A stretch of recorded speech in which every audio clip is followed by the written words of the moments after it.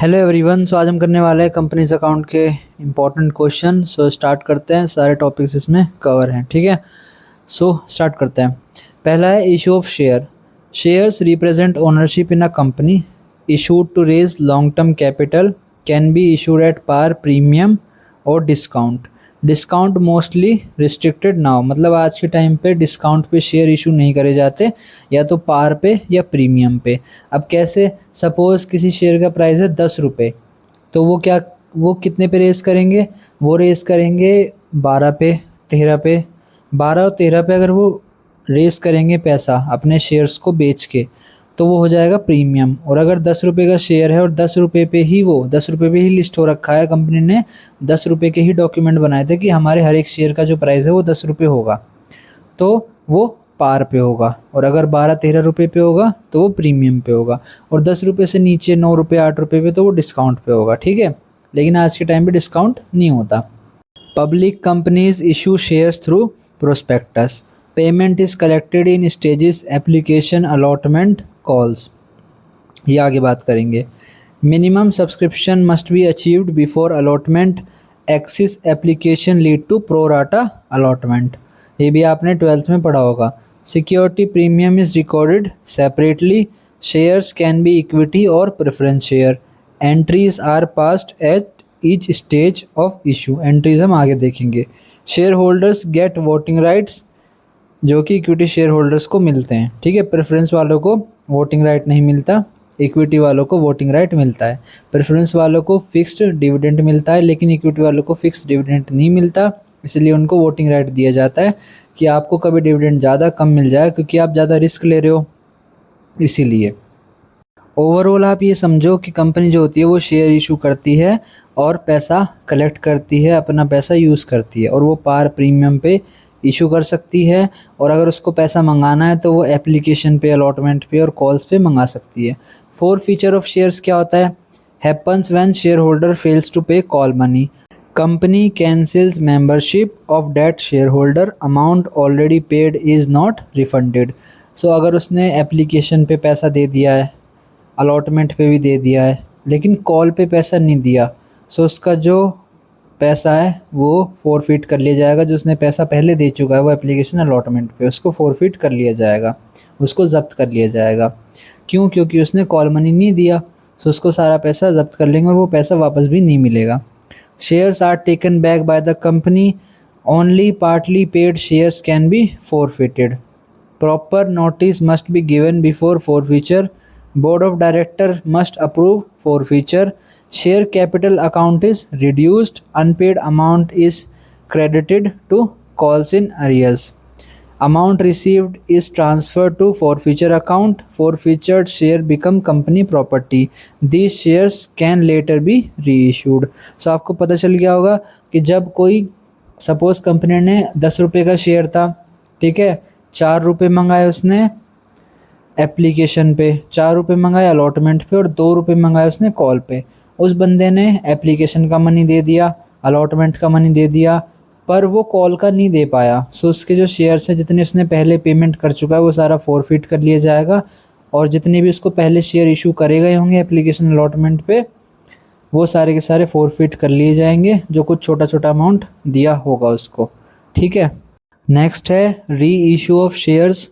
Forfeited shares can be री issued. ये हम पहले बात कर चुके हैं कि कंपनी ने जो शेयर्स जब्त किए हैं उनको वो अपने पास रख लेगी और उनको वापस इशू कर सकती है किसी और शेयर होल्डर को जो उनकी कंपनी के शेयर्स खरीदना चाहता हो। री इशू जो होता है वो पार पे भी हो सकता है, प्रीमियम पे भी हो सकता है और डिस्काउंट पे भी हो सकता है। Discount can not exceed amount forfeited, ठीक है। If issued at discount, adjusted from forfeiture account. If issued at premium, premium is credited separately। मतलब कि क्या था, सपोज उन्होंने 8 रुपये के ऊपर शेयर वो करे, फॉरफिट करे, ठीक है, और शेयर का प्राइस है 10 रुपये। 8 रुपये के शेयर उन्होंने पहले किए थे फॉरफिट और शेयर का प्राइस है 10 रुपये। बाकी के जो 2 रुपये का वो डिस्काउंट दे सकते हैं। मतलब जो शेयर है वो या तो 8 रुपये में इशू करेंगे या 9 रुपये में कर सकते हैं, 10 रुपये में कर सकते हैं, पर वो 8 रुपये का जो शेयर है वो 7 रुपये में इशू नहीं कर सकते, ठीक है। Balance in forfeiture account is transfer to capital reserve, जो भी फॉरफीचर का जो भी अमाउंट होता है वो कैपिटल रिजर्व में चला जाता है बचा हुआ। री issue increases number of share holder, वही है जब आप दोबारा से उन शेयर्स को री इशू करोगे तो उससे क्या होगा, नंबर ऑफ शेयर होल्डर बढ़ जाएंगे। सपोज पहले आपके पास 5 लोगों के पास आपके शेयर्स थे, लेकिन कुछ लोगों को आप देना चाहते थे पर उनके शेयर्स आपने फॉरफिट कर लिए थे, जो कि 3 लोग थे। अब आपने क्या किया, जो 3 लोगों के शेयर फॉरफिट किए थे वो दोबारा आपने इशू करे, तो दोबारा इशू करने से अब क्या होगा, आपके 8 शेयर होल्डर्स बढ़ जाएंगे। ठीक है, 8 हो जाएंगे टोटल, 5 पहले के और 3 बाद के। Fully paid shares can be reissued, no fresh prospectus required, helps company recover lost capital, entries are passed at the time of reissue and reserve transfer. So ये हो गया री इशू। बेसिक सा आप ये समझो मतलब कि री इशू क्या होता है, प्रीमियम पे पार पे हो सकता है।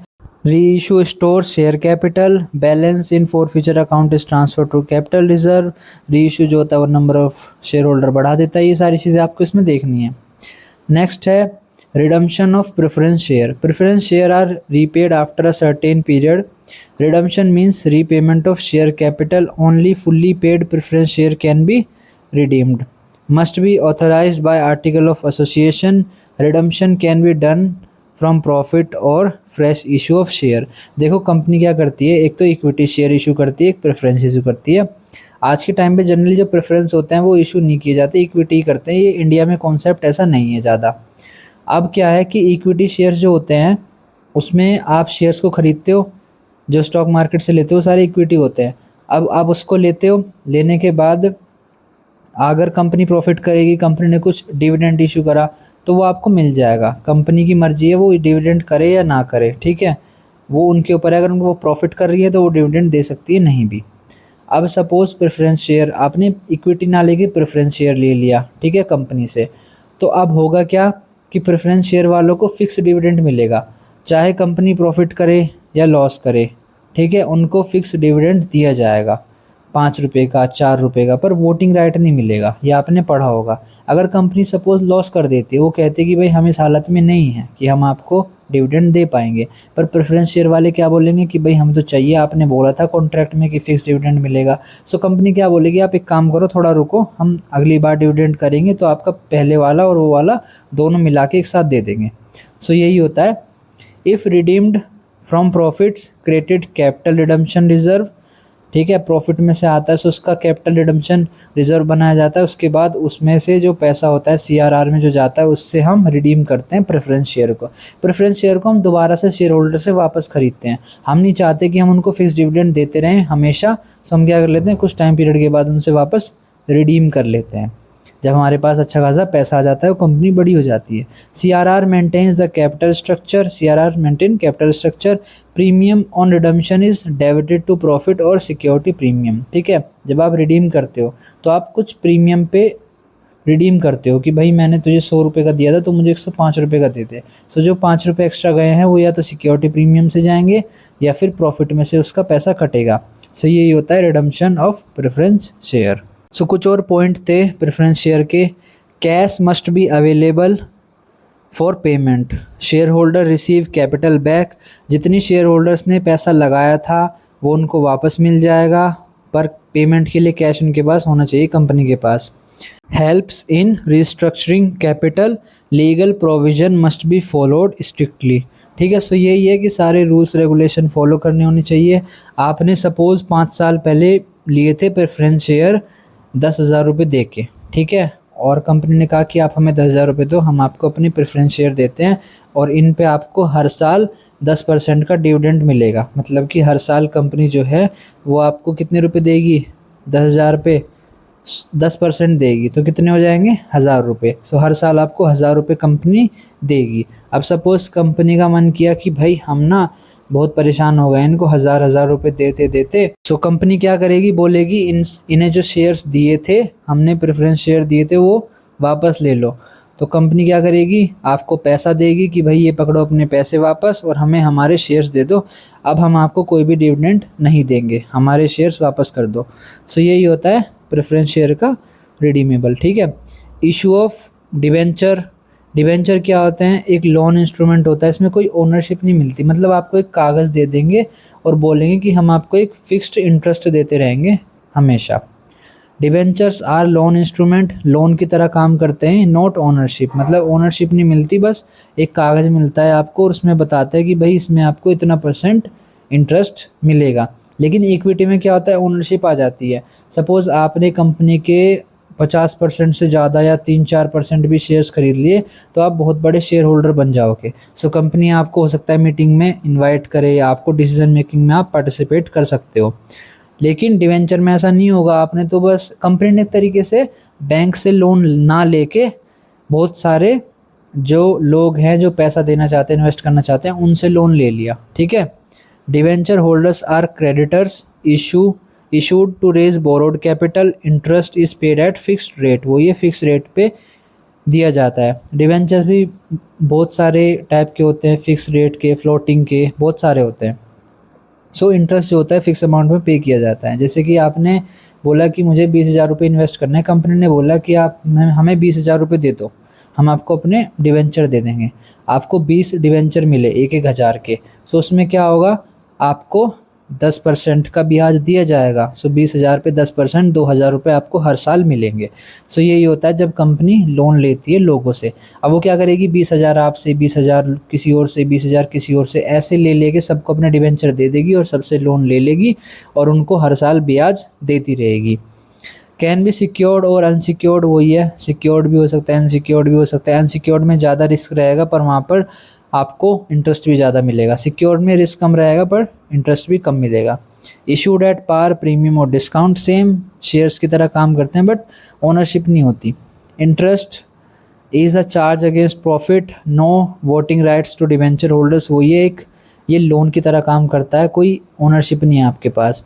डिवेंचर कैन बी रिडीमेबल और irredeemable, company creates debenture trust deed, interest is paid even if company has no profit, उसको पे करना पड़ेगा क्योंकि एक तरीके से लोन लिया है उसने आपसे।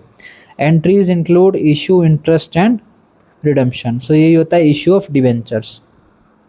नेक्स्ट है रिडम्पशन ऑफ डिवेंचर। आप खुद सोचो, जब कंपनी ने डिवेंचर इशू करे हैं तो ऐसा थोड़ा ना आपको जीवन भर बस आपने 20,000 रुपये लगा के छोड़ दिए, अब वो कहेगी कि कोई नहीं, आप हमेशा 2,000 रुपये हम देते रहेंगे हर साल, आप टेंशन फ्री इनकम आती रहेगी, घर बैठो।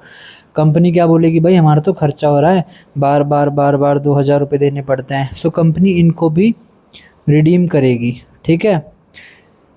Redemption means repayment of debenture amount, आपने 20,000 रुपये लगाए थे, आपको 20,000 वापस मिल जाएंगे और आप उनके डिवेंचर वापस कर देना। Done after a fix period, इनका एक फिक्स पीरियड होता है डिवेंचर का कि आपको 1 साल के लिए दे गए हैं, 10 साल के लिए, 5 साल के लिए, 2 साल के लिए, उसके बाद वो कभी भी उसको रिडीम कर सकते हैं। Can be redeemed at par और प्रीमियम, ऐसा भी हो सकता है कि वो पार पे भी ले और प्रीमियम पे, मतलब कि हो सकता है वो आपके 20,000 रुपये के 20,000 वापस करके अपना डिवेंचर ले ले, ये हो जाएगा पार पे। हो सकता है वो ये बोले कि एक काम करो, हम आपको 22,000 रुपये दे रहे हैं और आप हमें हमारे डिवेंचर वापस कर दो, तो ये प्रीमियम पे हो जाएगा, कंपनी ने आपको 2,000 रुपये एक्स्ट्रा पे कर दिए अपना डिवेंचर वापस लेने के लिए, ये प्रीमियम हो जाएगा। मेथड्स कौन कौन से आते हैं, लमसम पेमेंट आता है कि एक ही बार में सारा पैसा दे के आपका अपने डिवेंचर ले लिए। एक आता है इंस्टॉलमेंट की, छोटी छोटी इंस्टॉलमेंट में आपको पैसा दे के अपने डिवेंचर ले लिए। सिंकिंग फंड क्या आ गया कि एक फंड बना रखा है जहाँ पर फ्यूचर एक्सपेंस मीट करने के लिए कंपनी ने पैसे डाल रखे हैं, वहाँ से पैसा निकाल के आपको पैसा दे दिया और वापस ले लिए। या फिर ओपन मार्केट से परचेज कर लिया, जहाँ आप डिवेंचर खरीद बेच सकते हो, कंपनी वहाँ गई और सारे के सारे एक क्लिक बटन दबाया, डायरेक्ट खरीद लिया, आपको मैसेज करने की बजाय कि भाई हमें वापस दे दो, उसने क्या किया, डायरेक्ट वहाँ से खरीद लिए। प्रीमियम ऑन रिडम्पशन, क्योंकि आजकल सारा क्या हो गया, इलेक्ट्रॉनिक हो गया है, हर चीज़ आपकी ऑनलाइन है, ठीक है। आप गोल्ड बॉन्ड भी खरीद सकते हो ऑनलाइन, स्टॉक मार्केट में जाके उसका नंबर डालो, उस बॉन्ड का नंबर होता है वो डालो और आप गोल्ड बॉन्ड वहाँ से भी खरीद सकते हो, जो गवर्नमेंट इशू करती है, अब तो नहीं कर रही है, पर आप ऑनलाइन स्टॉक मार्केट में जाके नंबर डाल सकते हो वो और आप वहाँ पर खरीद सकते हो। Premium on redemption is treated as loss, अगर प्रीमियम पे वो ये लॉस की तरह ट्रीट करा जाता है कि भाई हमने डिवेंचर इशू तो करा था 20,000 पे और वापस लिया 22,000 में, 2,000 रुपये का तो नुकसान हो गया, तो प्रीमियम पे लेते हैं तो वो एक लॉस की तरह ट्रीट करा जाता है। कंपनी में क्रिएट डिवेंचर रिडम्पशन रिज़र्व, वो ये कंपनी खुद का रिज़र्व बना सकती है कि हमें डिवेंचर अपने वापस लेने हैं, अपने रिडीम करने हैं, सो उसके लिए एक रिज़र्व बना दो, उसमें सारा पैसा डाल दो, जितना भी खर्चा आएगा वापस रिडीम करने के लिए। Cash must be arrange before redemption, वो ये सारा कैश अपने रिडम्पशन से पहले। Debenture are cancelled after redemption, liability of company reduce, bond holders are paid principal amount, improves financial structure, legal compliances required, वो ये लायबिलिटी कम हो जाती है कि अब हमें टेंशन खत्म हो जाती है कि हर साल अब 2000 रुपये देने पड़ेंगे, हमने अपने डिवेंचर वापस ले लिए। सो यही होता है रिडम्पशन ऑफ डिवेंचर्स। अब आपको ये क्वेश्चन ध्यान से देखना है, आपकी जो यूनिट 1 है वो ख़त्म हो चुकी है। अब ये इंपॉर्टेंट है, जर्नल एंट्रीज बहुत ज़्यादा इंपॉर्टेंट है। आ सकता है कि इशू ऑफ शेयर हुए हैं, उसकी एंट्री बनाओ। सो एक कंपनी ने इशू करे, 1000 शेयर इशू करे, ध्यान से सुनना बस, आपका काम हो जाएगा। एक कंपनी ने 1000 शेयर इशू करे 10 रुपये के भाव पे, जिसमें कि 3 रुपये उन्होंने एप्लीकेशन पे मंगाए, 4 रुपये अलॉटमेंट पे मंगाए और 3 रुपये कॉल पे मंगाए। सो पहली एंट्री क्या होगी, एप्लीकेशन मनी, आपने क्या किया, एप्लीकेशन भेजी और उसका पैसा आ गया, ठीक है। एंट्री क्या होगी, बैंक अकाउंट डेबिट 3000, ठीक है। 1000 शेयर मंगाए 3 रुपये की, 3 रुपये एप्लीकेशन पे थे तो 1000 into 3 3000। Bank account debit to share application account, ठीक है। एप्लीकेशन का जो मनी रिसीव हुआ है शेयर एप्लीकेशन अकाउंट, सो 3000 हो गया। अब एप्लीकेशन मनी जो था वो ट्रांसफ़र कर दिया शेयर एप्लीकेशन में, तो शेयर एप्लीकेशन अकाउंट डेबिट 3000 से टू शेयर कैपिटल अकाउंट 3000। एक चीज़ याद रखना, एप्लीकेशन की 2 एंट्री बनेगी, अलॉटमेंट की 2 एंट्री बनेगी, कॉल की 2 एंट्री बनेगी। पहली जो हमेशा एप्लीकेशन की मनी हो, एप्लीकेशन की होगी, वो bank account debit to share application to share capital ऐसे बनेगी। और जो अलॉटमेंट की होगी उसमें क्या होगा, जो बैंक की एंट्री होगी वो बाद में होगी। क्यों, क्योंकि पहले पैसा ड्यू होगा उसके बाद रिसीव होगा, लेकिन एप्लीकेशन में क्या हो रहा है, पहले मनी रिसीव हो रहा है उसके बाद वो ट्रांसफ़र किया जा रहा है, ठीक है। सो अलॉटमेंट की एंट्री कैसे बनेगी, share allotment account debit 4000 to share capital, bank account debit 4000 to share allotment. Same entry है, बस एक चीज़ याद रखना, जो एप्लीकेशन की एंट्री है उसमें बैंक वाली एंट्री पहले बनेगी क्योंकि मनी पहले ही रिसीव हो गया है, और बाद की एंट्री बाद में बनेगी। लेकिन बाकी जो अलॉटमेंट का मनी है उसके बाद की जितनी भी एंट्री होगी उसमें बैंक अकाउंट की एंट्री बाद में बनेगी। सो अलॉटमेंट में देखो, share allotment account debit 4000 to share capital 4000, bank account debit 4000 to share allotment. Same call पे है, कॉल पे कितना पैसा मंगाया था, 3 रुपये मंगाया था 1000 शेयर पे। So share call account debit 3000 to share capital, bank account debit to share call account, ऐसे बनेगी एंट्री, ठीक है। आई होप आपको समझ में आया होगा, एक बार और देख लेना। एक चीज़ याद रखना, एप्लीकेशन की भी 2 एंट्री, अलॉटमेंट की भी 2 एंट्री, कॉल की भी 2 एंट्री, जितने भी पैसा मंगाए हर एक की 2-2 एंट्री बनेगी। अब सपोज़ ये पैसा 4 बार मंगाया होता, ठीक है, 2 कितना हो गया 4 और 3 6 करके मंगा लिया, ठीक है। एप्लीकेशन पे 2 रुपये, अलॉटमेंट पे 2 रुपये, कॉल पे 3 रुपये और सेकंड कॉल पे 3 रुपये, टोटल हो गए 10 रुपये। इसकी एंट्री कितनी बनेगी, 4 बार में पैसा मंगाया है तो 4 2 ज़ा 8, इसकी 8 एंट्री बनेगी। एप्लीकेशन की 2, अलॉटमेंट की 2, कॉल की 2 और फर्स्ट कॉल की 2। आई होप आपको समझ में आ गया होगा। बैंक अकाउंट डेबिट एंट्रीज याद कर लेना, ऐसी बनेगी, सिंपल है, हो जाएगा, ठीक है। एक बार खुद से क्वेश्चन प्रैक्टिस कर लेना, बस इसमें नंबर चेंज कर देना। आप एक काम करना कि पहले पे 2 मंगा लेना, दूसरे पे 3 मंगा लेना और कॉल पे 5 रुपये मंगा लेना, ठीक है। ऐसे करके दोबारा से खुद से एंट्री करके देखना, ईजी है, हो जाएगी। नेक्स्ट है 4 फीचर की, मतलब कि अ कंपनी इशूड, एक कंपनी ने 2000 शेयर इशू करे 10 रुपये के भाव पे, जिसमें कि उन्होंने 4 रुपये तो एप्लीकेशन पे मंगाए, 3 रुपये अलॉटमेंट पे मंगाए और 3 रुपये कॉल पे मंगाए। लेकिन हुआ क्या, सारा पैसा तो आ गया, पर एक बंदा था मिस्टर ए नाम का, जिसके पास 200 शेयर थे, उसने अलॉटमेंट का और कॉल मनी का पैसा नहीं दिया, ठीक है। उसके शेयर फॉरफिट कर लिए गए। सो उसने एप्लीकेशन पे तो दिया होगा ना पैसा, उसने किस किस का नहीं दिया, अलॉटमेंट का पैसा नहीं दिया और कॉल मनी का नहीं दिया, लेकिन एप्लीकेशन का तो दिया होगा, तो एप्लीकेशन का जो पैसा है उसको फॉरफिट करेंगे। अब आप एंट्री देखो, एंट्री तो आपको पता ही है, पहले एंट्री किसकी बनेगी, पहले एंट्री बनेगी मैं पैसे रिसीव की, 2000 रुपये, 2000 शेयर मंगाए 4 रुपये के भाव पे, तो कितने पैसे रिसीव हुए, 8000। Bank account debit to share application, share application to share capital, ये एंट्री बन गई पहले एप्लीकेशन की। अब अलॉटमेंट की देखो, अलॉटमेंट की पहले कैसे बनेगी, ड्यू, मतलब कितना पैसा ड्यू है, ड्यू कितना है 6000 रुपये, ठीक है।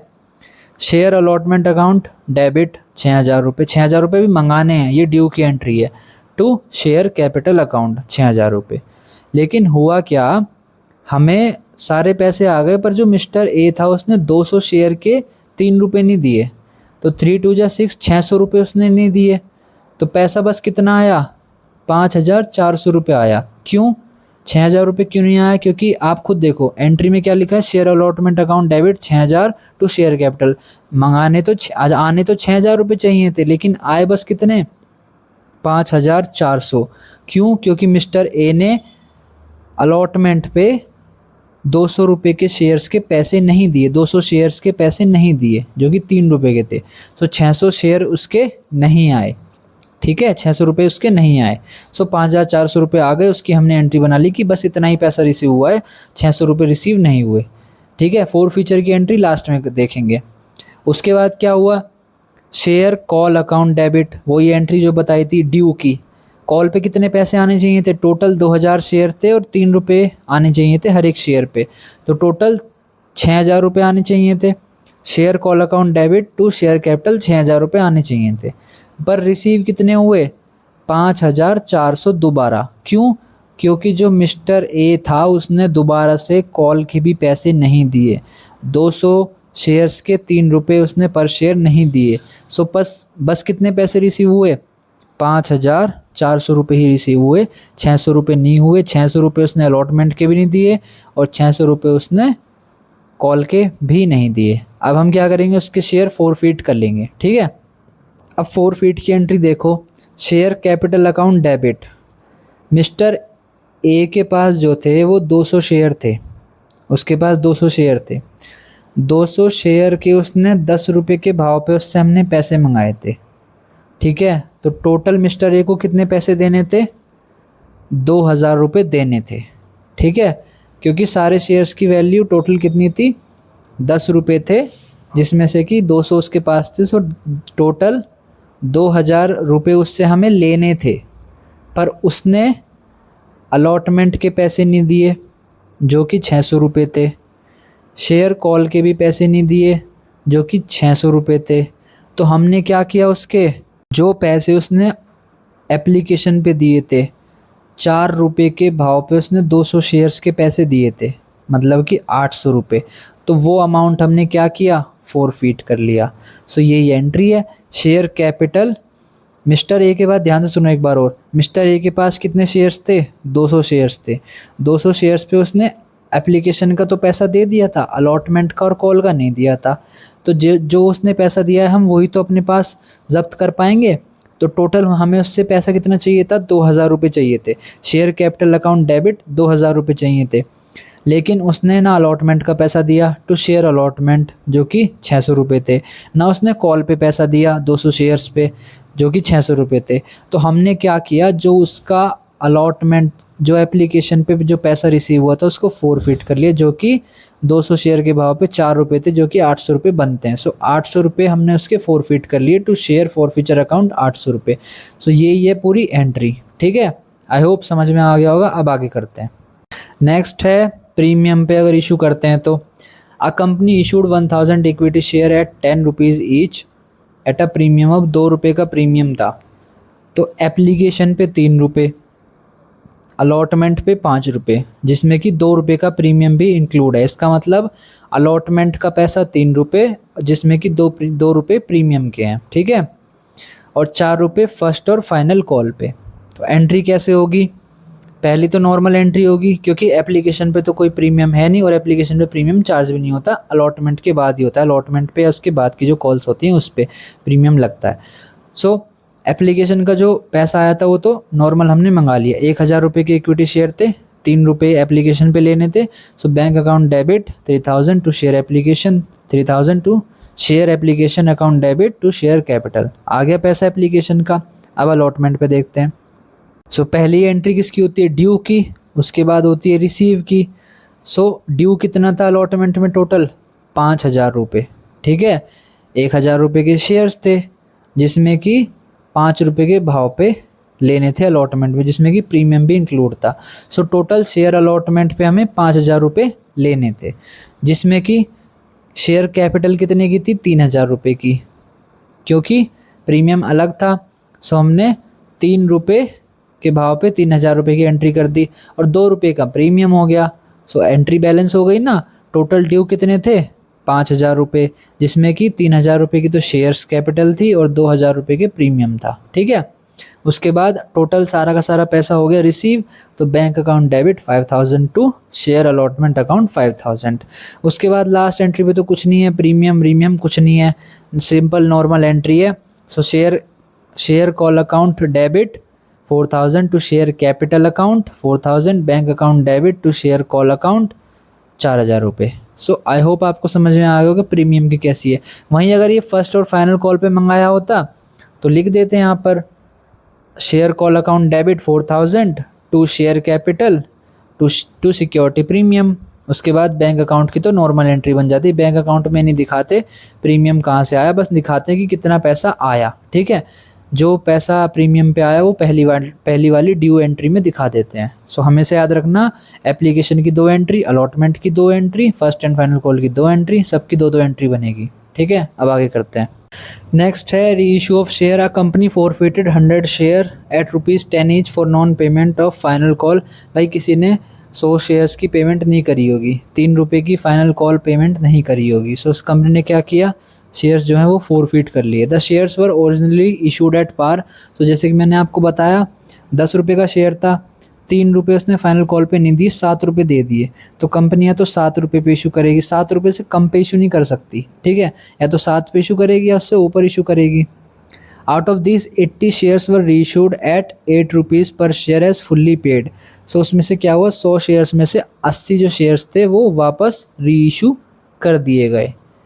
अब एंट्री देखो इसकी, फोर फीचर की तो एंट्री आपको पता ही है, share capital to share call 300 रुपये, और जो शेयर्स फॉरफिट करे गए थे वो एंट्री आपने पहले ही सीख ली। अब री इशू की एंट्री क्या है, सो उसने जो शेयर्स थे वो री इशू करे वापस, 80 शेयर्स री इशू करे 8 रुपये के भाव पे, ठीक है। अब आप ये देखो बैंक अकाउंट डेबिट 640 रुपये आएंगे ना, 80 शेयर्स इशू करे 8 रुपये के भाव पे, 8 और 8 8 जा 64, तो 640 रुपये आ गए। शेयर फॉरफिचर अकाउंट 2 रुपये का उसने डिस्काउंट दिया, ठीक है, 2 रुपये का दिया ना डिस्काउंट, 80 शेयर पे 2 रुपये का डिस्काउंट दिया, तो कितने हो गए 8 2 जा 16, 160 रुपये to share capital account. So total 800 share करे थे, जिसमें से कि 640 रुपये उसके आ गए और 160 रुपये का उसने डिस्काउंट दिया था, ठीक है। ये तो हो गया। अब ट्रांसफ़र टू कैपिटल रिजर्व कहाँ से आए, 400 रुपये कहाँ से आए, उसने टोटल जो शेयर फॉरफिट करे थे वो कितने 100 शेयर फॉरफिट करे थे और 80 शेयर रीइशू कर दिए, ठीक है। सो 80 शेयर रीइशू करे 8 रुपये के भाव पे, तो उसको नुकसान कितने का हुआ, 2 रुपये का नुकसान हुआ ना। 10 रुपये के भाव के शेयर थे और 8 रुपये पे उसने इशू करे, तो 8 2 जा 16, 160 रुपये ये हो गए, ठीक है। अब उसने जो शेयर फॉरफिट करे थे उसमें से 80 शेयर तो इशू कर दिए, 20 रह गए, उनको छोड़ो। तो 80 शेयर इशू करे थे जिसमें से कि 7 रुपये उसके पहले ही बंदे के आ चुके थे, ठीक है। तो 7 8 जा 56 हो गया, मतलब कि उस बंदे ने 560 रुपये दे दिए थे। तो 560 में से हमने क्या किया, 160 रुपये का डिस्काउंट दिया, ठीक है, क्योंकि 2 रुपये कम भाव पे इशू करे हैं। तो 160 रुपये तो वो हो गए, तो 560 माइनस 160, ठीक है, तो कितने बचे 400 रुपये। तो जो 400 रुपये बचे ये हमारा प्रॉफिट है जो कि कैपिटल रिजर्व में चला गया। अब आप एक बार और दोबारा से समझो, जो शेयर्स थे वो उसने 100 शेयर फॉरफिट करे थे जो कि 10 रुपये के भाव पे थे, और उस बंदे ने कॉल की पेमेंट नहीं करी थी। तो टोटल जो उस बंदे ने पेमेंट करी थी वो 7 रुपये पे करे थे। ₹7 तो दे दिए थे ना, बस ₹3 रह गए थे उसके आखिरी के। तो जब 80 को 7 से मल्टीप्लाई करेंगे तो कितना आएगा, ₹560 आएगा। इसका मतलब 80 शेयर पे हमें ₹560 तो हमारे प्रॉफिट के बचे हुए थे जो पहले से थे हमारे पास, क्योंकि उस बंदे ने ₹560 दे दिए थे। ठीक है, अब हमने क्या करा, ₹2 का डिस्काउंट भी दिया, ₹10 का शेयर हमने ₹8 पे इशू करा। तो 560 80 को मल्टीप्लाई करोगे ₹2 के डिस्काउंट से, जो कि हमारा लॉस है। तो 8 2 जा 16, 160 आ गया। अब 560 जो हमें रिसीव हुए थे उसमें से हमने ₹160 जो हमारा लॉस है उसको माइनस कर दिया। तो हमारे पास जेब में कितने बचे, ₹400। ये ₹400 कौन से हैं, जो हमने फोरफीट करे थे। उस बंदे ने एप्लीकेशन का मनी और अलॉटमेंट का मनी तो दिया होगा ना, ये वही पैसा है। सो इसको हमने फोरफीट कर लिया और ये पैसा हमारा प्रॉफिट बन गया और ये हमारा कैपिटल रिजर्व में चला गया।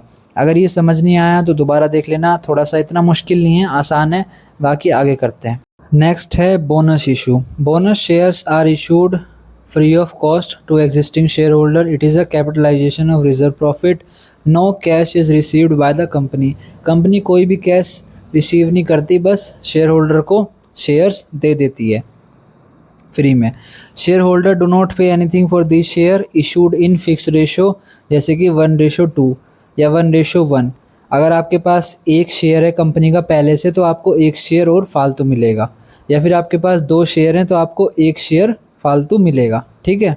Share capital increases after bonus issue. वही है, बोनस इशू होने के बाद शेयर कैपिटल इंक्रीज हो जाएगी।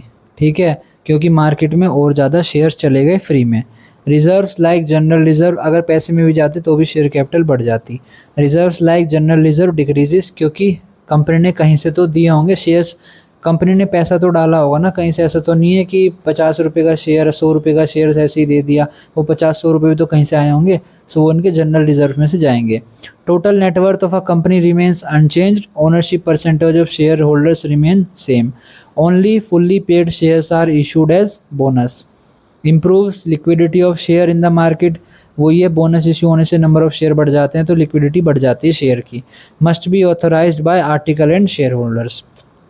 Example, a company declares 1:1 bonus issue. A shareholder holding 100 shares will get 100 additional shares free. यही होता है bonus issue. ESOP, Employee Stock Option Plan. ESOP is a scheme to give shares to employees at concessional price. It is used to motivate and retain employees. Employees are first given an option right to buy shares. बाद में पढ़ेंगे points, मैं आपको पहले समझाता हूँ। So company क्या करती है कि आप गए, सपोज कंपनी में आप एक एम्प्लॉय बने, जोमेटो में आप एक एम्प्लॉय बने, सपोज एग्जांपल है। सो हुआ क्या कि कंपनी ने बोला कि हम आपको ईसॉप देंगे, एम्प्लॉय स्टॉक ऑप्शन देंगे, जिसमें कि सपोज अभी करंटली मार्केट में शेयर प्राइस चल रहा है जोमेटो का ₹300 पर शेयर। ठीक है, और कंपनी ने बोला हम आपको शेयर देंगे ₹270 में, ₹270 में हम आप देंगे। आप बोलोगे यार ये तो कितना सही है, मार्केट में ₹300 चल रहा है, मुझे 270 का मिल जाएगा, मैं तो ख़रीद के ₹30 के पर शेयर में प्रॉफिट हो जाएगा मेरा। अगर मैंने 600 700 या 1000 शेयर ख़रीद लिए तो कितना सही रहेगा। ठीक है, तो वो कंपनी भी देती है अपने हिसाब से कितने शेयर्स देने, कितने इशू करने हैं। अब सपोज़ कि आपने ये सोचा, लेकिन कंपनी क्या करती है, कंपनी बोलती है कि हम शेयर्स आपको अभी नहीं देंगे, आपको 3 साल बाद शेयर मिलेंगे। तो एम्प्लॉय क्या रहेगा, लालच में रहेगा, तो वो 3 साल कंपनी में रुकेगा कि भाई 3 साल बाद मुझे शेयर्स मिलेंगे। अब ऐसा हो सकता है कि 3 साल बाद वो जो शेयर का प्राइस है वो मे बी ₹300 से मान लो ₹250 आ गया जोमेटो का। अब बोलोगे अब तो कुछ फ़ायदा नहीं है, मैं तो महंगे में ले रहा हूँ 270 में, और मार्केट में 250 में चल रहा है, इससे अच्छा तो मार्केट से ही ले लूँ।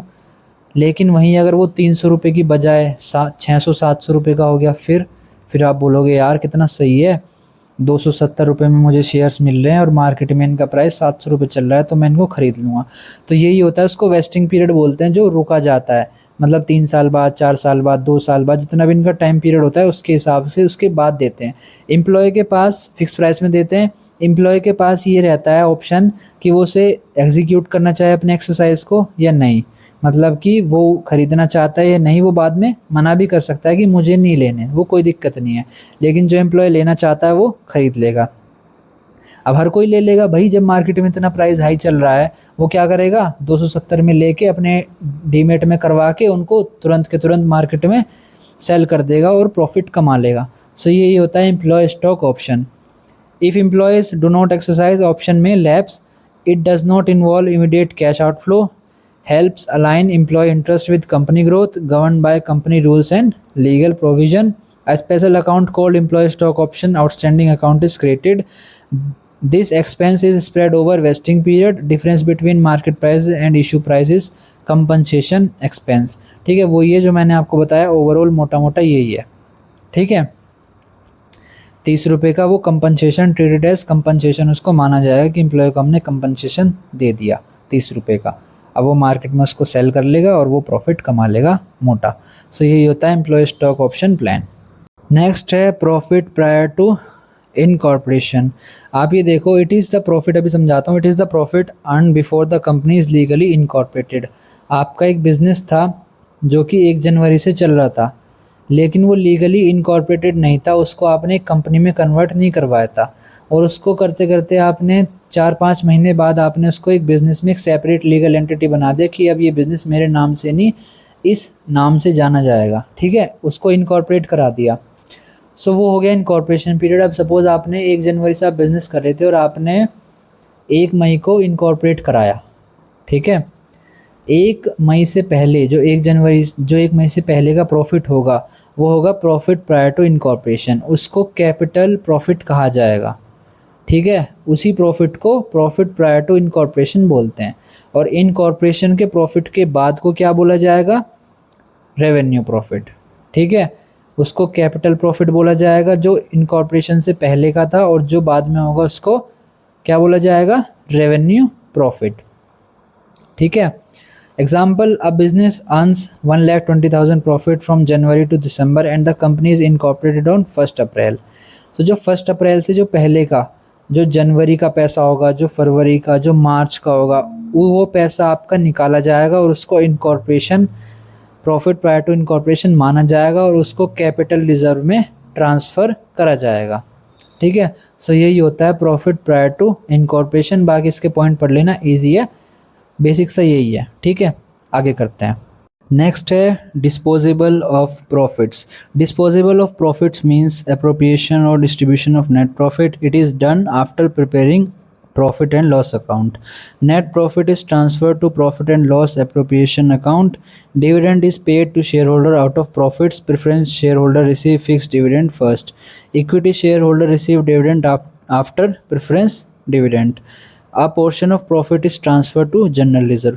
मतलब कि जो आपके पास प्रॉफिट आया, जो नेट प्रॉफिट निकला, वो डिस्पोजेबल प्रॉफिट है। आप उसका क्या कर सकते हो, रिजर्व बना सकते हो, उसको आप रिटेन कर सकते हो, उसको आप डिविडेंड की तरह दे सकते हो इक्विटी को, प्रेफरेंस वालों को। सो उसको डिस्पोजेबल प्रॉफिट बोलते हैं, जो लास्ट में बचता है। ठीक है, और जिसको आप इन सब जगह पे यूज़ कर सकते हो। Companies may create specific reserve for future needs. Interim dividend may be paid during the year. Final dividend is declared at the end of the year. Some profits may be retained in the business for growth.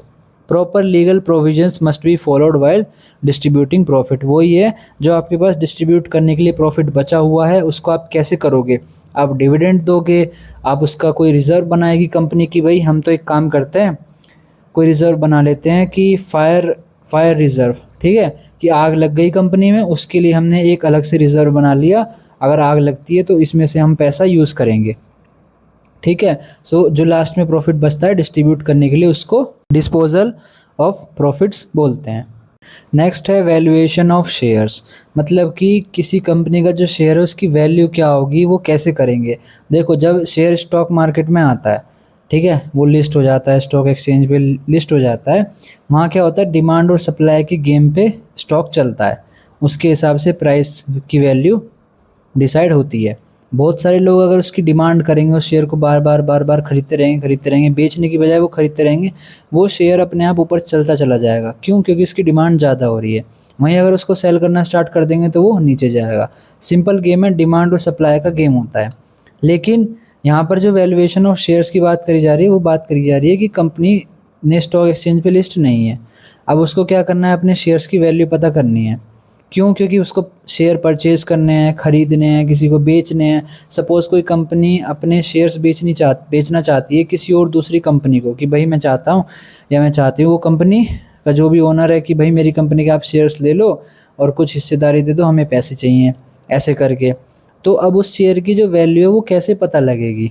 ये कब important हो जाता है share की value पता करना? Merger में, acquisition में और टैक्सेशन में।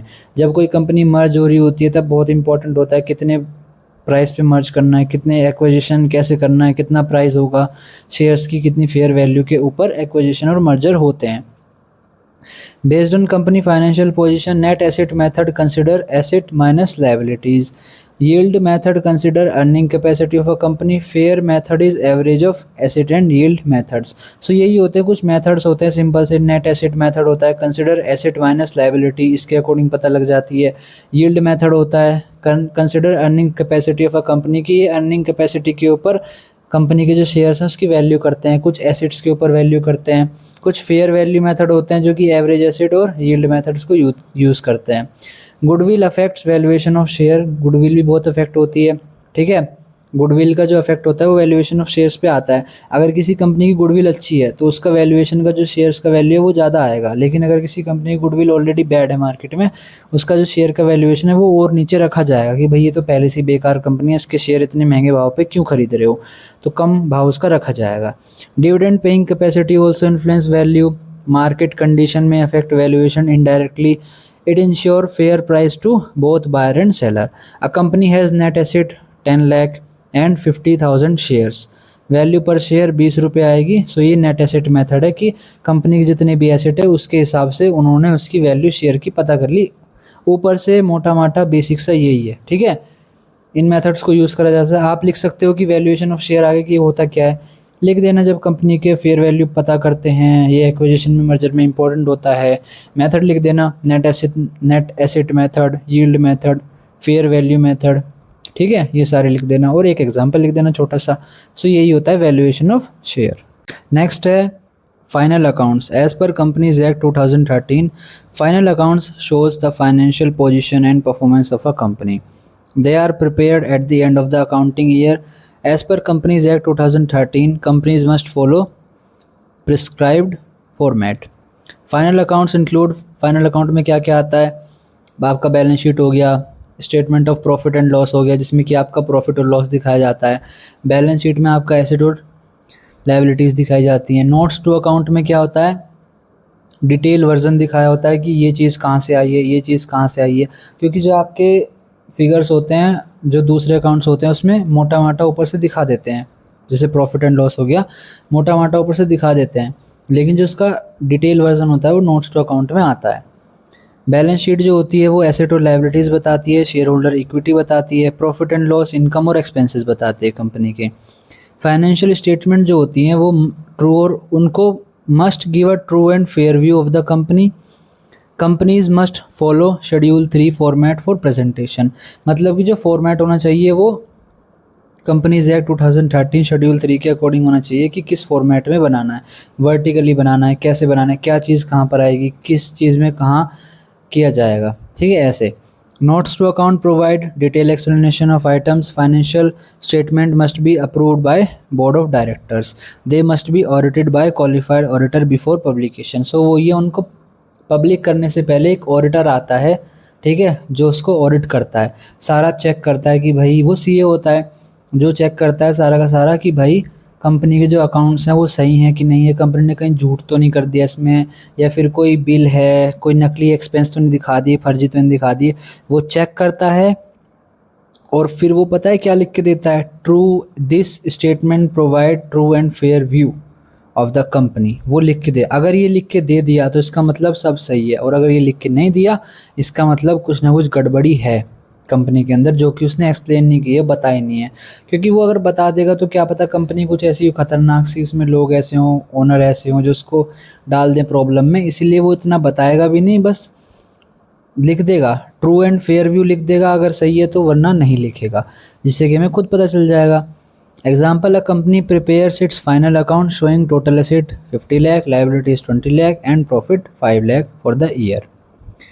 These are presented in the prescribed schedule 3 format with proper classification and notes. So यही होते हैं आपके final account. So previous year का जो आपका पेपर था उसमें क्वेश्चन आया था कंसोलिडेटेड बैलेंस शीट बनाने का, इसीलिए मैंने एक क्वेश्चन लिया है छोटा सा आपको बताने के लिए कि बेसिक सा बैलेंस शीट का जो फॉर्मेट होता है वो क्या होता है, और इसमें और भी चीज़ें होती हैं डिटेल में। ये बस बेसिक्स ही हैं जो आपके प्रीवियस ईयर के पेपर में थी, बेसिक से ही पूछते हैं, वो ज़्यादा इतना डिटेल में नहीं पूछते बैलेंस शीट में, वरना बहुत सारी चीज़ें होती हैं छोटी छोटी भी।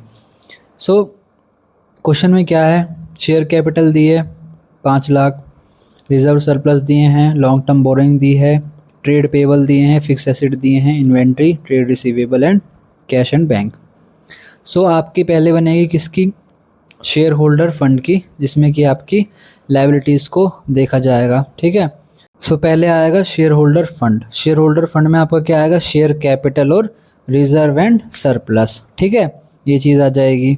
उसके बाद बनाएंगे हम आपका लायबिलिटीज़ का सेक्शन, जिसमें कि नॉन करंट लायबिलिटीज़ आएंगी जो कि आपकी लॉन्ग टर्म बोरिंग्स होती हैं, और इसमें हमने लिख दिया 2 लाख। ठीक है, उसके बाद आएंगी करंट लायबिलिटीज़, ट्रेड पेबल, और भी बहुत सारी होती हैं जैसे कि बैंक ओवरड्राफ्ट और शॉर्ट टर्म डेप्ट। सो ऐसी करंट लायबिलिटीज़ जो कि शॉर्ट टर्म पीरियड के लिए होती हैं, ठीक है, 1 साल से कम। सो ये होंगी आपकी करंट लायबिलिटी, जिसमें कि आपके ट्रेड पेबल दिए गए थे, सो आपने लिख दिए। इन सब को जब आप प्लस करोगे 8,50,000 आ जाएगा। ठीक है, सो ये आपकी लायबिलिटीज़ हो जाएंगी। अब इसको क्या करना पड़ेगा, एसेट के साथ कंपेयर करना पड़ेगा, एसेट और लायबिलिटीज़ सेम आनी चाहिए। सो अब आगे एसेट करते हैं। एसेट में भी सेम चीज़ है, नॉन करंट एसेट जो कि लॉन्ग टर्म के लिए होगी, जो कि फिक्स एसेट होते हैं आपके, जैसे कि इसमें दिया था क्वेश्चन में 6 लाख। उसके बाद आते हैं करंट एसेट जो कि शॉर्ट टर्म के लिए होते हैं, इन्वेंट्री, ट्रेड रिसीवेबल जो कि आपको पैसे किसी से रिसीव करने हैं। ठीक है, और करंट लायबिलिटी में क्या आ जाएगा, trade payables, cash and bank जो कि कैश आपके पास रखा है, ये भी आपका करंट एसेट है शॉर्ट टर्म के लिए। सो यही होता है आपका करंट एसेट। अब इन सबको प्लस किया, सो 8,50,000 आया। सो हमारे जो टोटल करंट एसेट हैं और जो टोटल एसेट्स हैं और जो टोटल लायबिलिटीज़ हैं वो इक्वल हैं। सो हमारी बैलेंस शीट सही है, बेसिक से यही फॉर्मेट है। ठीक है, आगे करते हैं। नेक्स्ट है कंसोलिडेटेड बैलेंस शीट। सो होता क्या है, holding company with 1 subsidiary. Suppose आपकी एक कंपनी है, बहुत बड़ी कंपनी है, ठीक है, और आपने क्या किया, एक छोटी कंपनी खरीद ली, कोई सब्सिडरी खरीद ली, उसमें क्या किया आपने 50% से ज़्यादा शेयर खरीद लिए। सो वो आपकी सब्सिडरी बन गई और आप उसके होल्डिंग कंपनी बन गए, क्योंकि आपने वो खरीदी है तो आप उसके होल्डिंग कंपनी बन गए। और ख़रीदी किसने है, आपने खरीदी है, और ख़रीदा किसके, सब्सिडरी को, तो वो आपकी एक सब्सिडरी बन गई, छोटी कंपनी बन गई।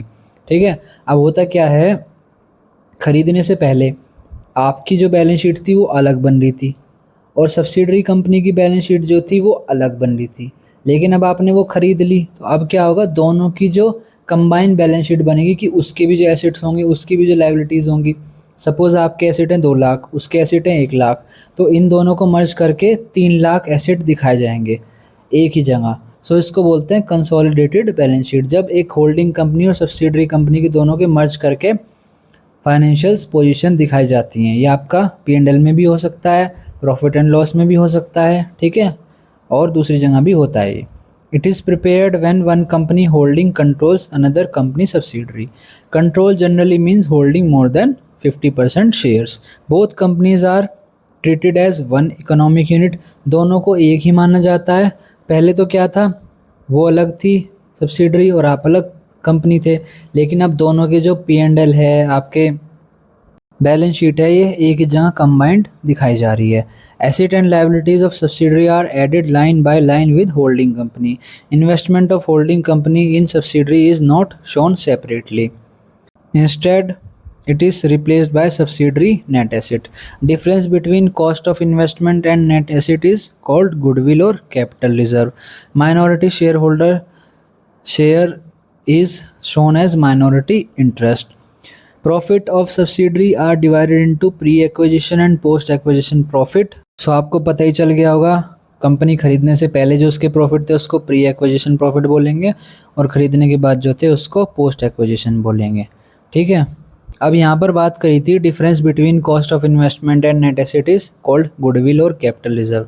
अब सपोज आपने जो कंपनी खरीदी उसके नेट एसेट आ रहे थे, टोटल 10 लाख आ रहे थे, पर आपने उसके लिए पेमेंट करी 12 लाख की, ठीक है, तो ये माना जाएगा कि 2 लाख की जो आपने खरीदी है वो गुडविल खरीदी है, ठीक है।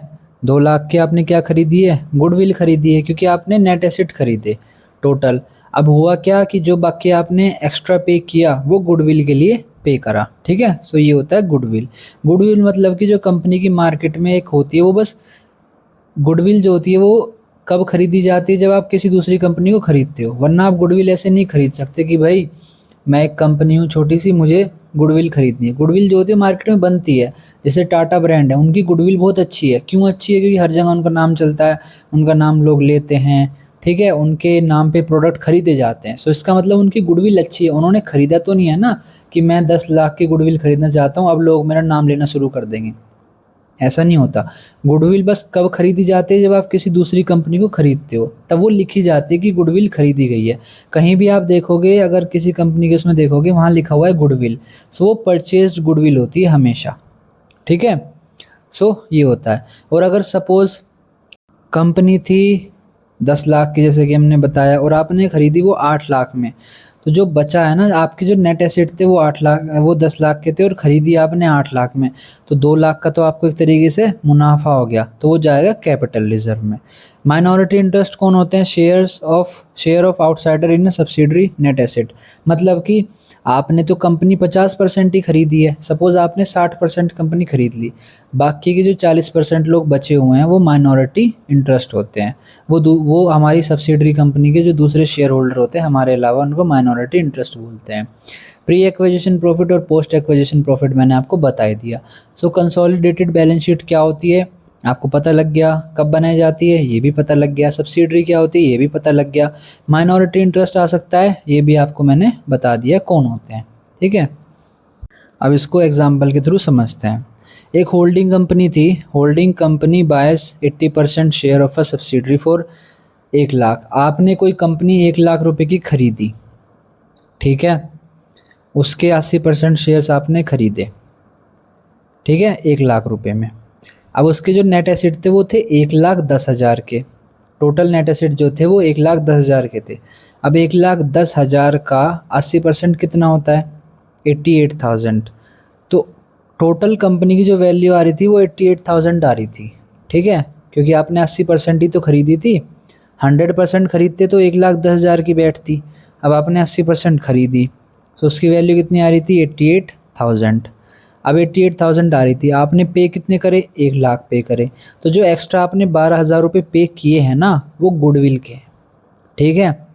अब 1,10,000 में से आपने 20% शेयर तो नहीं खरीदे, ठीक है, 80% ही खरीदे, तो जो 20% जो शेयर्स हैं वो जो जिनके पास हैं वो माइनॉरिटी आपके इंटरेस्ट हो जाएंगे, माइनॉरिटी इंटरेस्ट दूसरी सब्सिडरी कंपनी के, ठीक है। सो ये आपका सिलेबस है, मैंने सारे टॉपिक्स कवर करा दिए। अब हम आगे प्रीवियस ईयर का पेपर देखेंगे और क्वेश्चंस को देखेंगे अच्छे से, ठीक है। अब बात आती है कि आप थ्योरी करके पास जाओगे, आराम से पास जाओगे, बस थ्योरी अच्छे से करके आना। बाकी बात रही न्यूमेरिकल की, वो भी मैंने आपको इशू ऑफ शेयर्स के बता दिए, वो आ सकते हैं, वो इम्पोर्टेंट है, एंट्रीज आ जाती हैं, उनको अच्छे से कर लेना।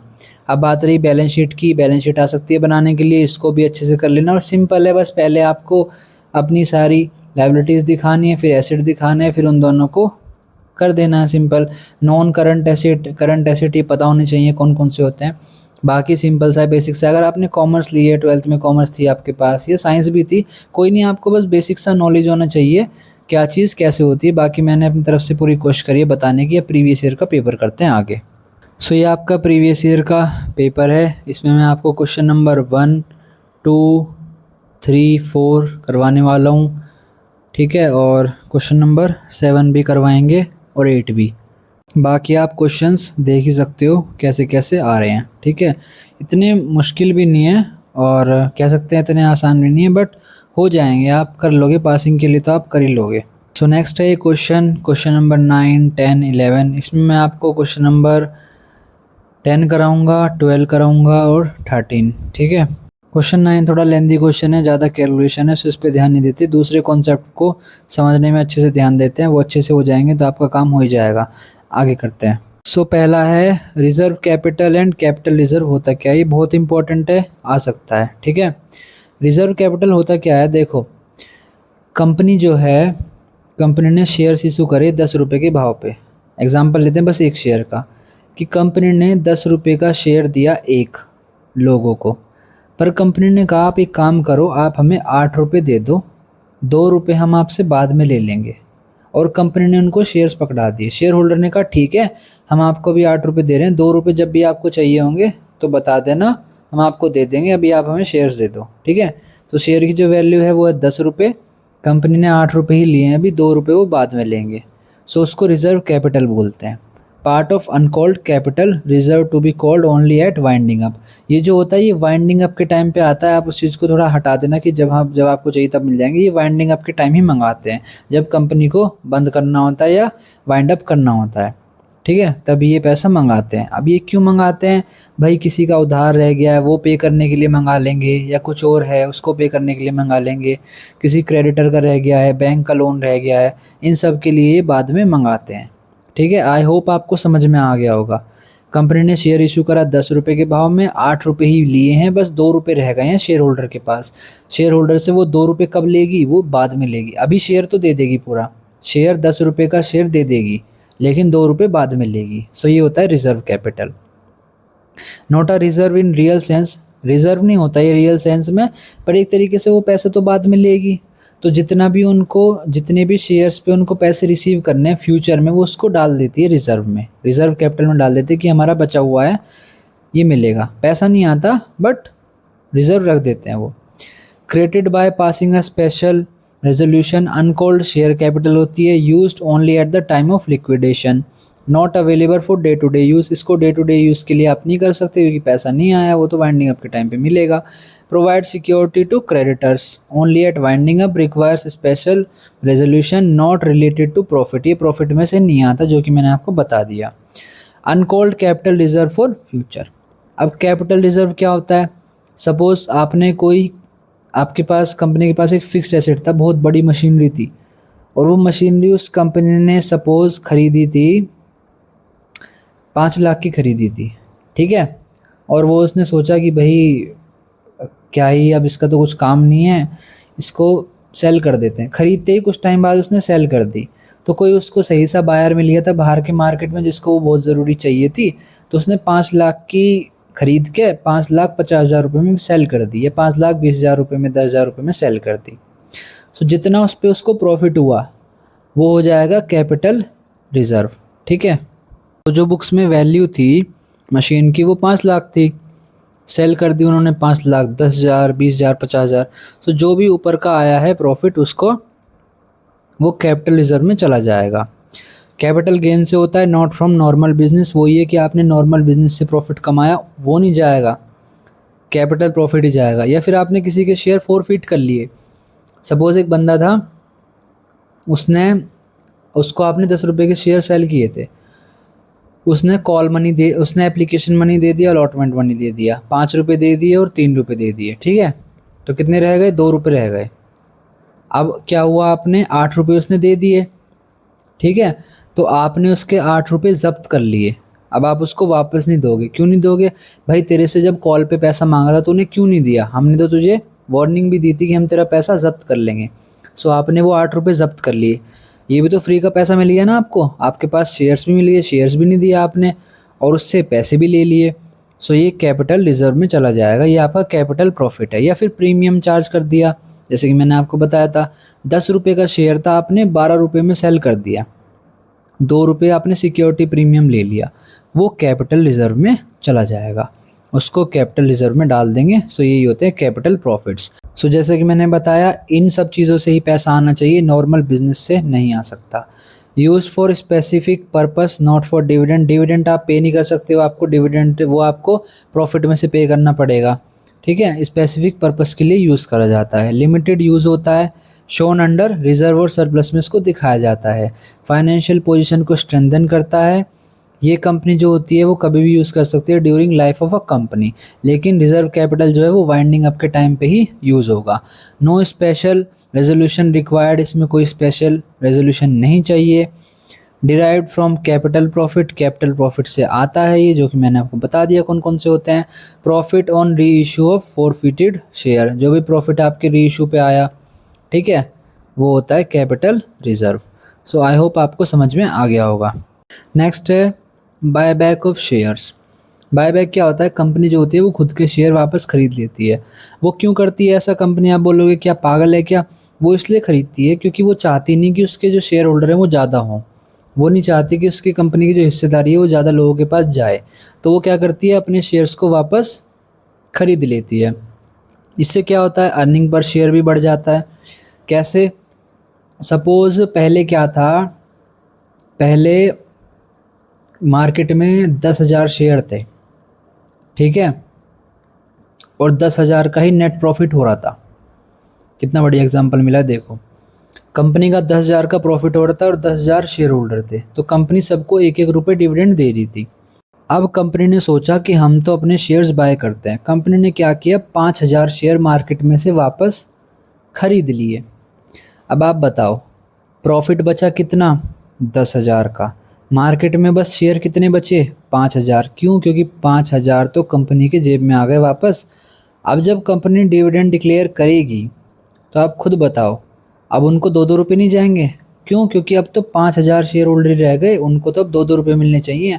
सो ये क्या हुआ? अर्निंग पर शेयर बढ़ गया। लेकिन वहीं अगर ये 10,000 से बढ़ के 20,000 हो जाते, कंपनी क्या करती कि भाई हम तो और शेयर इशू कर रहे हैं मार्केट में, अपनी शेयर कैपिटल बढ़ा रहे हैं, तो 20,000 शेयर इशू कर देते। अर्निंग पर शेयर कम हो जाता। पहले 1-1 रुपये आ रहा था, अब सिर्फ 50-50 पैसे मिलेंगे सबको, क्योंकि 20,000 शेयर होल्डर हो गए। अब ये घट के 1,000 हो जाएंगे तो और ज़्यादा प्रॉफिट मिलेगा, ठीक है। सो यही होता है जब कंपनी बायबैक करती है, सो उससे अर्निंग पर शेयर बढ़ जाता है। कंपनी क्या करती है? मार्केट में से जो नंबर ऑफ आउटस्टैंडिंग शेयर होते हैं उसको कम कर देती है। It is done from free reserve. Free reserve में से किया जाता है कि क्योंकि वो क्या कर रहे हैं? नंबर ऑफ शेयर्स को वापस खरीद रहे हैं, बायबैक कर रहे हैं। बायबैक करने के लिए तो पैसा चाहिए, सो वो कहाँ से आएगा? वो फ्री रिजर्व में से आएगा, सिक्योरिटी प्रीमियम में से आएगा, या फिर और proceeds of fresh issue. It involve cash outflow from the company. इसमें से कैश आउटफ्लो होता है, बट नंबर ऑफ उनके पास शेयर्स आ जाते हैं। It helps in improving control of existing share holder. It must follow provisions of companies act 2013। Buyback can not be exceed prescribed limit. So एक prescribed limit होती है, उससे ज़्यादा आप बायबैक नहीं कर सकते। और बायबैक करने का भी पीरियड होता है कि 1 साल में बस इतना परसेंटेज आप बाय कर सकते हो बायबैक। सो यही होता है आपका buyback of share. Minority share holder interest मैंने आपको पहले ही अच्छे से बता दिया है, ये अब मैं इतना अच्छे से एक्सप्लेन नहीं करूँगा, बस ये यहाँ थोड़े से एक्स्ट्रा पॉइंट है, उनको आप पढ़ लेना। माइनॉरिटी शेयर होल्डर्स होते क्या हैं। अब करते हैं आगे, वैल्यूएशन ऑफ राइट शेयर्स। सो आपके जो राइट शेयर्स होते हैं, राइट शेयर्स कौन से होते हैं? राइट इशू होता है जब कंपनी अपने एग्जिस्टिंग शेयर होल्डर्स को ऑफ़र करती है कि हम कुछ और अपने शेयर सेल करना चाहते हैं, क्या आप ख़रीदना चाहते हो? तो कंपनी के वो अपने जो भी एम्प्लॉय होता है, जो शेयर होल्डर होता है सॉरी, उसके हाथ में रहता है कि उसको वो ख़रीदना है, उसको अपना राइट एक्सेप्ट करना है, उसको अपना राइट सेल कर देना है। सो यही होता है। Market price of share fall after right issue, ठीक है। मार्केट प्राइस जो होता है वो फॉल हो जाता है राइट इशू होने के बाद। अब ये क्यों होता है, कैसे होता है, ये बताता हूँ मैं। सो वैल्यूएशन कैसे करी जाती है राइट इशू की? देखो थोड़े और भी तरीके होते हैं, बट थियोरेटिकली एक सिंपल सा यही होता है जो मैं बताता हूँ आपको। एक कंपनी ने ऑफ़र करे एक right issue for every 4 shares, मतलब अगर आपके पास 4 शेयर हैं तो आपको 1 शेयर ऑफ़र किया जाएगा कम प्राइस में, ठीक है।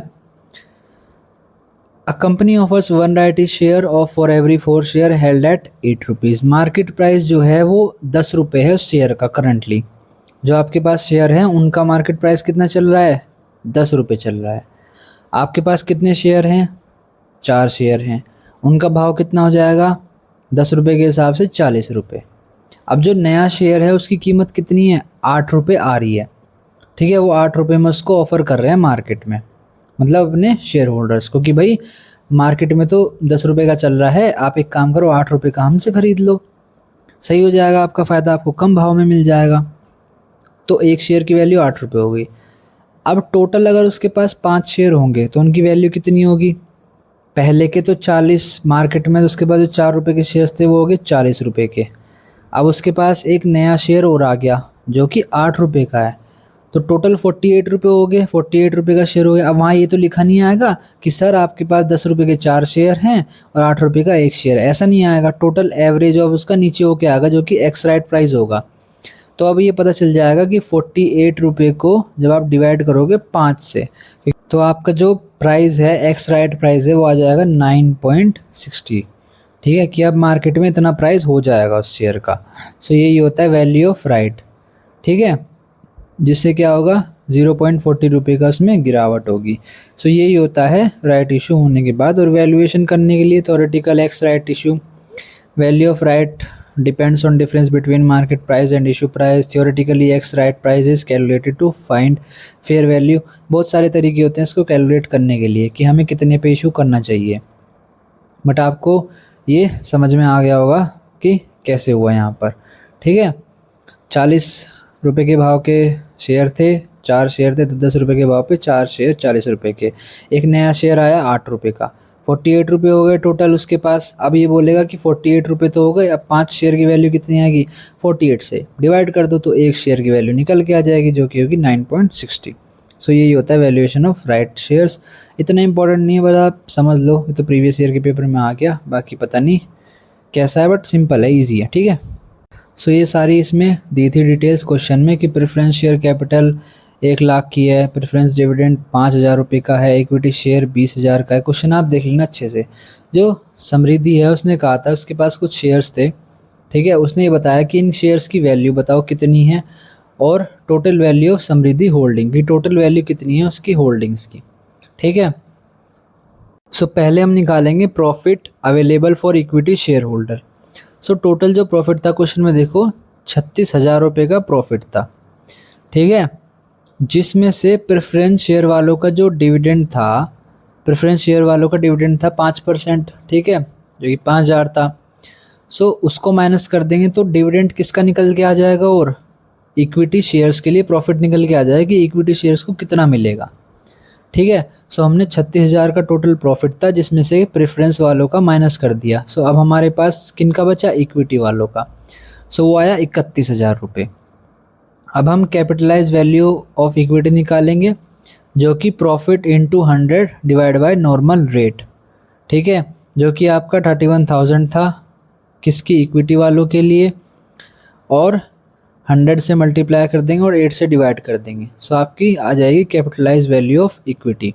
तो कैपिटलाइज वैल्यू क्या होती है, टोटल जो वर्थ होती है एक कंपनी की उसके इक्विटी शेयर होल्डर्स के लिए। अब सपोज इसमें आपने 3,87,500 रुपये अगर आप लगाओगे और 8% का इंटरेस्ट कमाओगे तो आपको 31,000 का प्रॉफिट होगा हर साल। सो यही होता है capitalise value, total worth company की इक्विटी शेयर होल्डर्स के लिए। सो वैल्यू पर इक्विटी शेयर्स कितना आ जाएगा, 3,87,500 को आप डिवाइड कर दोगे 20,000 शेयर से, क्योंकि मार्केट में जो इक्विटी शेयर्स है वो कितने हैं, 20,000 हैं। उससे डिवाइड कर दोगे तो पर शेयर वैल्यू आ जाएगी कि एक शेयर्स को खरीदने के लिए आपको कितने रुपए देने पड़ेंगे, 19.375 रुपीज़ पर शेयर। उसके बाद जो समृद्धि के पास शेयर्स थे वो कितने थे, 3,000 रुपये के शेयर्स थे, और एक शेयर की वैल्यू भी कितनी है मार्केट में, 19.375। सो उसका आप मल्टीप्लाई कर दोगे सो पता चल जाएगा कि total value of Samriddhi holdings कितनी है और वैल्यू पर शेयर कितनी है। ठीक है, सो हमने टोटल कंपनी की वर्थ पता करी कि 3,87,500 की कंपनी है, उसको फिर उसके जो नंबर ऑफ शेयर्स थे जितने भी 20,000 थे उससे डिवाइड कर दिया तो हमारे पास हर एक शेयर की वैल्यू आ गई। और समृद्धि के पास जितनी भी होल्डिंग्स थी 3,000 शेयर्स थे उसके पास, 19 रुपये के, अब वो 19.375 उसकी मार्केट में वैल्यू है, उससे मल्टीप्लाई करोगे तो आपकी टोटल वैल्यू आ जाएगी कि उसके पास समृद्धि की होल्डिंग्स की टोटल वैल्यू कितनी है, जो कि 58,125 रुपीज़ है। अब करते हैं आगे। सो क्वेश्चन 8 क्या था आपका, give specimen of a companies balance sheet in a vertical form according to the companies act 2013। मतलब कि आपको फॉर्मेट बताना था वर्टिकल फॉर्म में टॉप टू बॉटम में। ठीक है, सो अब उसी को करते हैं। सो इसमें फॉर्मेट क्या है, बेसिक सा इक्विटी एंड लायबिलिटीज आ जाएगा, जिसमें कि शेयर होल्डर फंड आ जाएगा आपका, शेयर कैपिटल और रिजर्व कैपिटल, या फिर money received against share warrants. उसके बाद आपकी आ जाएंगी लाइबिलिटीज साइड, जिसमें कि नॉन करंट लाइबिलिटीज हो जाएगा long term borrowing, deferred tax और कोई भी और लॉन्ग टर्म लाइबिलिटीज या लॉन्ग टर्म प्रोविजन। फिर आ जाएगा current liability, short term borrowing, trade payable, bank overdraft और भी दूसरी जो करंट लाइबिलिटीज होती हैं वो। उसके बाद आपके एसेट्स आ जाएंगे जो कि इसमें सारे लिखे हैं। ये फॉर्मेट आप याद कर सकते हो, इससे रिलेटेड क्वेश्चन आ सकता है। आपको बैलेंस शीट दे दी जाएगी, उसमें बताना होगा बैलेंस शीट बनाओ, सारी टर्म्स दे दी जाएंगी आपको कि ये एसेट इतने हैं, प्रॉपर्टी प्लांट इतने हैं, इंटेंजिबल एसेट ये दिए गए हैं। सो ये सारी चीज़ें आपको दे देंगे और उसको आपको इसी फॉर्मेट में बनाना होगा। सो यही है, इस क्वेश्चन में बस ये था कि आपको एक फॉर्मेट बनाना है बैलेंस शीट का। आई होप आपको समझ में आया होगा कि कितना ज़रूरी है बैलेंस शीट का पूरा फॉर्मेट याद करना। क्योंकि आप ये देखो, जो क्वेश्चन नंबर आपका 8 है ये बैलेंस शीट का पूछ लिया, क्वेश्चन नंबर जो 11 है उसमें भी आपको सारी बस डिटेल्स दे दी। अब एक कंसोलिडेटेड बैलेंस शीट बनानी है आपको, सो इसलिए ये मैंने कराया है, थोड़ा इंपॉर्टेंट है, इसको अच्छे से कर लेना। अब करते हैं आगे। नेक्स्ट है holding company and subsidiary company. Holding company is a company that controls another company called subsidiary by holding majority of its share और controlling its decision. When does a company become a subsidiary? A company become a subsidiary when holding company owns more than 50% of equity share, तब बन सकती है। It control composition of board of director. It exercise dominate control over management. Control may be direct or indirect, even through another subsidiary chain holding. Majority voting power lies with holding company. क्यों? क्योंकि उसके पास ज़्यादा number of shares हो जाते हैं। As per Companies Act 2013 provision, financial and operating policies are controlled, it loses independent decision making power.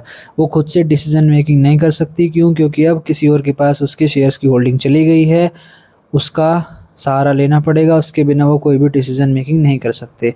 Company A hold 60% shares in a company B, company B become subsidiary of a company A. So यही होता है holding company and subsidiary company. आप लिख के आ सकते हो easily, और ये कुछ पॉइंट्स आप लिख सकते हो।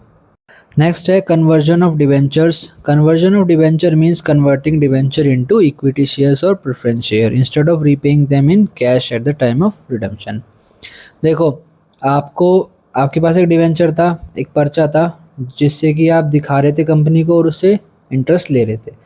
अब कंपनी ने सोचा कि एक काम करते हैं, इसके जो डिवेंचर है उसको कन्वर्ट कर देते हैं। हम इसको खरीदते नहीं हैं, वापस खरीदेंगे तो खर्चा हो जाएगा, दूसरी चीज़ हो जाएगी। सो हम एक काम करते हैं, इसका जो डिवेंचर है वो इक्विटी शेयर में कन्वर्ट कर देते हैं। ठीक है, आपके पास जो 10,000 रुपये का डिवेंचर था उसको वो कन्वर्ट कर देंगे इक्विटी शेयर्स में। ठीक है, अब वो इक्विटी शेयर्स आपको देंगे, उतने देंगे जितने की आपकी वैल्यू 10,000 बैठ जाएगी। ठीक है, अब सपोज़ आपके जो उनकी कंपनी थी उसके मार्केट में जो शेयर हैं उसकी वैल्यू चल रही है 100 रुपये पर शेयर चल रही है।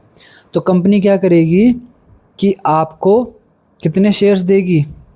100। ठीक है, अब उससे क्या होगा, आपके जो डिवेंचर है वो 10,000 के आपने खरीदे थे, बदले में आपको कन्वर्ट करा के उतने ही के इक्विटी शेयर मिल गए। 100 रुपये के भाव पे 100 इक्विटी शेयर मिल गए, हो गए 10,000 रुपये आपके।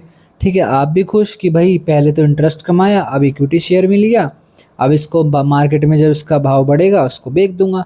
सो यही होता है conversion of debenture into equity share और preference.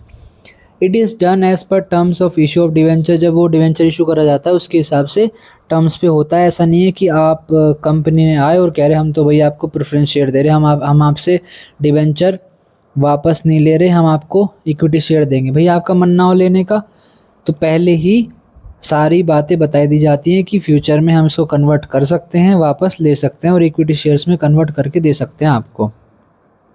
Debenture holders are given the option to convert. Conversion में भी फुल्ली और पार्टली।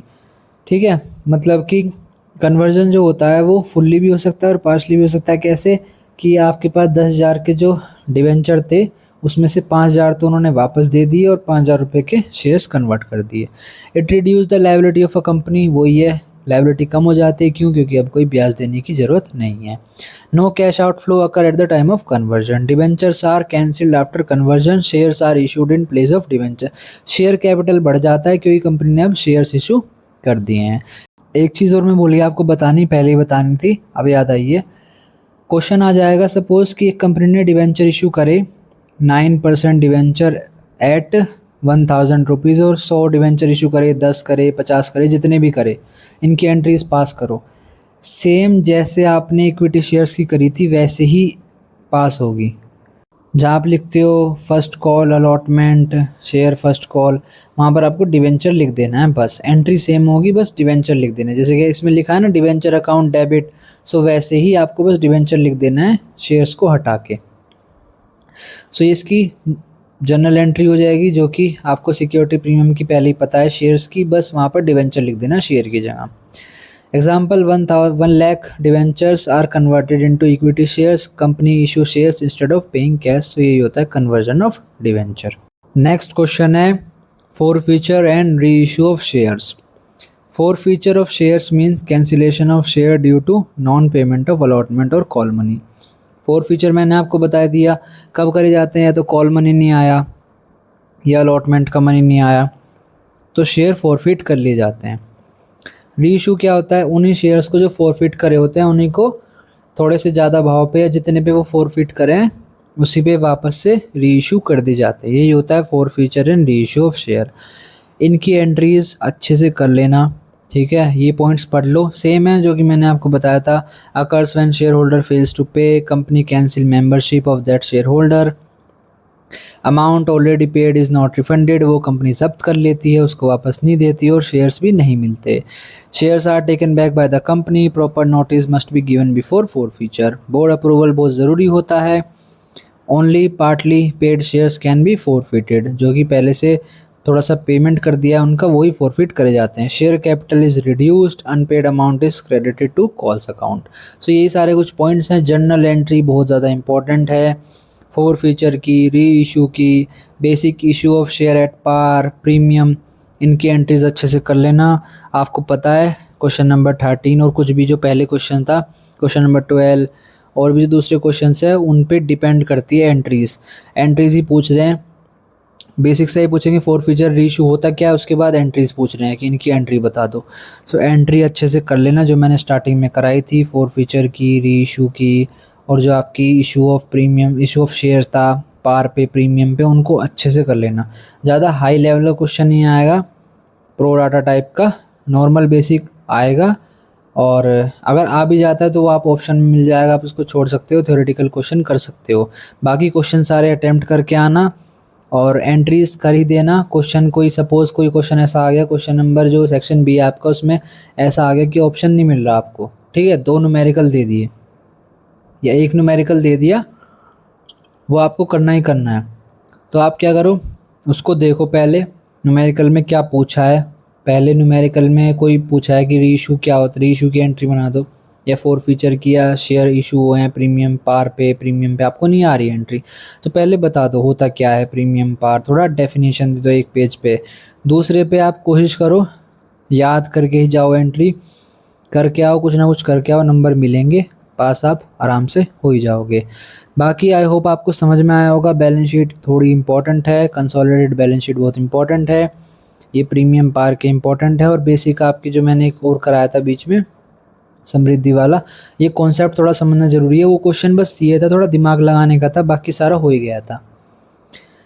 बाकी आई होप आपको समझ में आया होगा, वीडियो अच्छी लगी होगी। सो चैनल को सब्सक्राइब करना, आप तो क्या ही सब्सक्राइब करोगे, आप तो 6 सेमेस्टर वाले बच्चे हो, आपको तो अनसब्सक्राइब करना चाहिए, पर ऐसा मत करना। वीडियो को लाइक कर देना, कमेंट करके बताना कुछ भी पूछना हो तो। बाकी मिलता है अगली वीडियो में, तब तक के लिए थैंक यू, बाय।